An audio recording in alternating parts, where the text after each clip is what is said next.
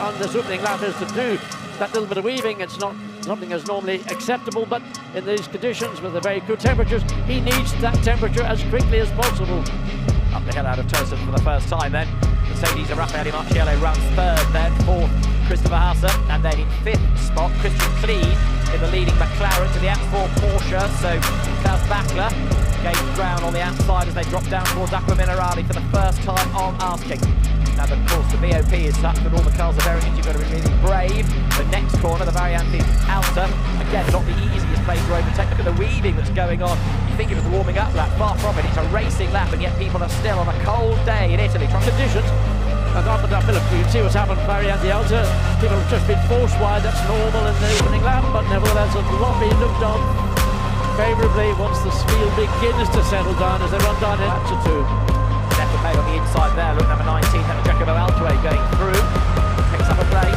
Leaders come over the line then. So, one lap in the book, Charles Weirtz leads, and you know what, we got through that without any yellows. That's a good job done by everyone. The picks will come to Matthews.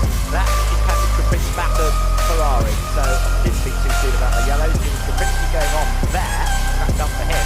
But earlier around the corner, I fear he may have gone together with the Ferrari. Go racing with the first 12 minutes or so just about done. We go green once more. Whitman, good restart. Green flag. Pounded out of Ravazza up towards the line. It is go, go, go. It is Audi's first and second. It is Weirtz versus Mees. Marciello leads fifth in the McLaren. Nicky Team sixth for Aston Martin. Yeah, Charles Weirtz used the opportunity in the earlier stop. Chance again. Hard on the throttle, catching marginally Chris Mees by surprise, but behind Raffaele Marciello a little bit further back from the rear of the on his stick. Bachler looks like he's got some momentum to make Maro Engel think about what do I do when I come down to Tamburello. I'm going to have to go defensive.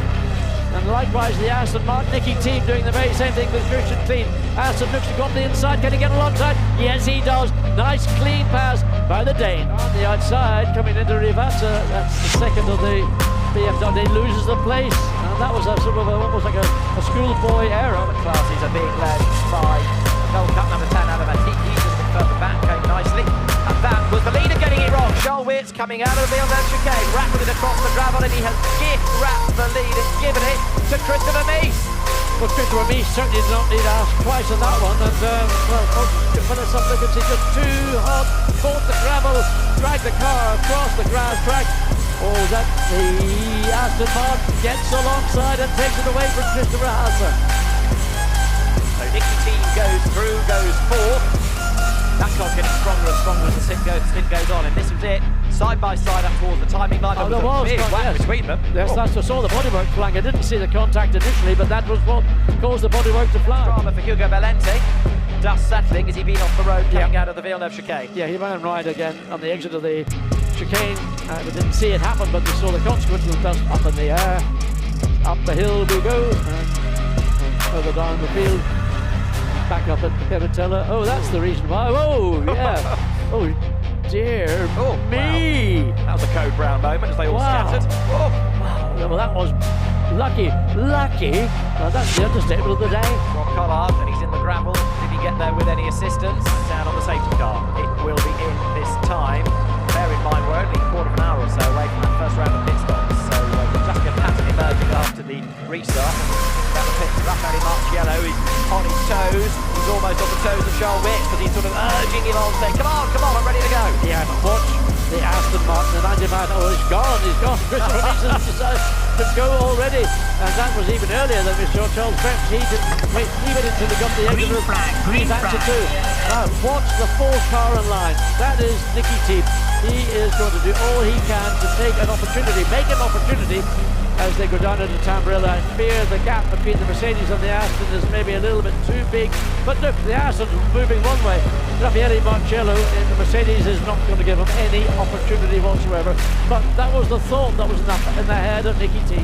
Rossi arrives in the pit lane, ready to go.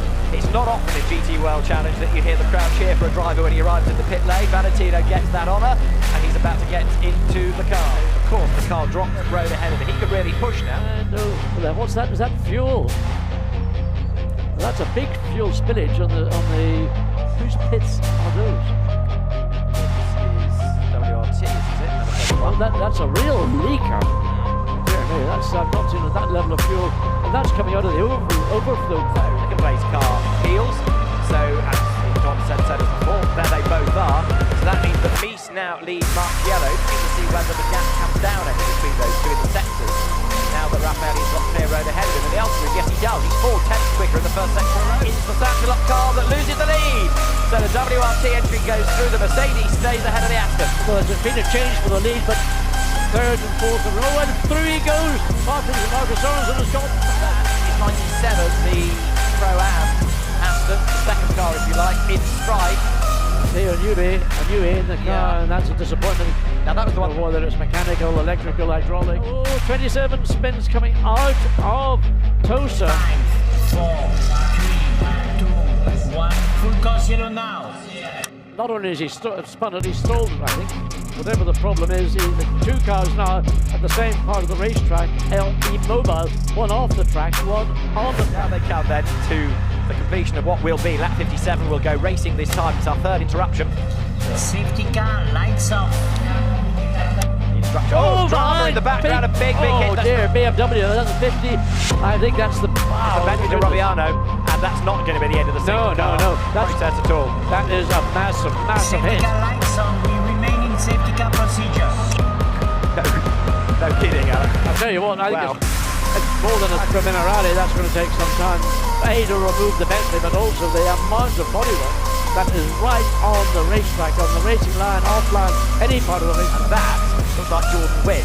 Now, he's been hit, no question about it, and that was the car that had stopped on the track. It is. Couldn't get going. I just wonder whether it was an electrical type gremlin, and if the car suddenly lost power, lost drive, there was nowhere for the Bentley around. So John Baptiste Simonau is in.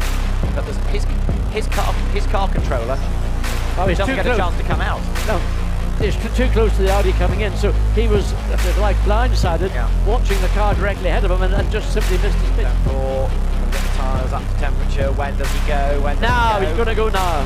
No, he's not. He's been patient. He's backing him up. Is he going to go now? He ought to be thinking about. Yes, he's going now. Like this, if it wasn't a sprint race before, sure is now. Because with everybody then released, this is why you need your fastest driver in case of a late race safety car. It's flat out to the checkered flag from here on in. And Matteo Caroli trying to move around the outside, a difficult pass on the Ferrari side by side. Yeah, gets past. So Caroli did a good job coming into Tamburello, gains a position. Does indeed. So Matteo Caroli ahead of James Collado goes 6th. The leader's getting away though, isn't he? Look, because Dries Van Thor opens up the gap slightly on the way to the Villeneuve chicane in there, and some damage. 87 Mercedes stranded at the Ravazza. I'm not sure that The right front has not been damaged. We'll have to see another interruption to this race with 50 minutes remaining. Is Van Thor going to do the same thing that we saw a few laps earlier? Looks like he's on it again. He started slightly earlier than he did previously. Van Guigno's, well, I don't know how much.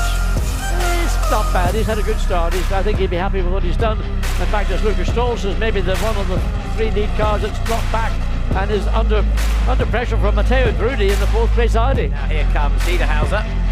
So Thomas Neubauer has lost 1 place. He's about to lose a second. Through on the inside goes the Audi. Add 3, yeah, because that's Marvin Kirchhofer. So yeah, you get put off your stride. It could be 4 in a moment. Here comes Farfus. Look at the BMW. Yeah, up the inside he goes. That is the lap from hell from Thomas Neubauer. Gone on. That is number 7. That's the McLaren that's being driven by Frederick Schandorf. It's got a penalty for speeding in the pit lane, and it's got bodywork falling off it. Now that car, remember, was hit by Casper Stevenson. It was certainly by one car down at Ravazza a long time ago. Second flag at the ready then, and it's going to be a win for Dries Van Thor, Charles Litz and Calvin van der Linde in the opening round of the Fanatec GT World Challenge Europe, powered by AWS Endurance Cup. It's a win for Audi, and it is going to be second for Mercedes as Jules Gounon storms across the line with Daniel Ricciardo and Raffaele Marchiello's help. Mercedes third. So we have the provisional result: Dries Van Thor, Calvin van der Linde and Charles Litz, the winners from Raffaele Marchiello, Daniel Ricciardo and Jules Gounon, and then taking third, Mauro Engel, Mark Gottlieb and Wilson Stoll. Fourth to Christopher Hauser, Matthew Drudi and Luca Giotto, Christian P, Dennis Lind coming home fifth, Klaus Bachler, Cobb Ledegar and Matteo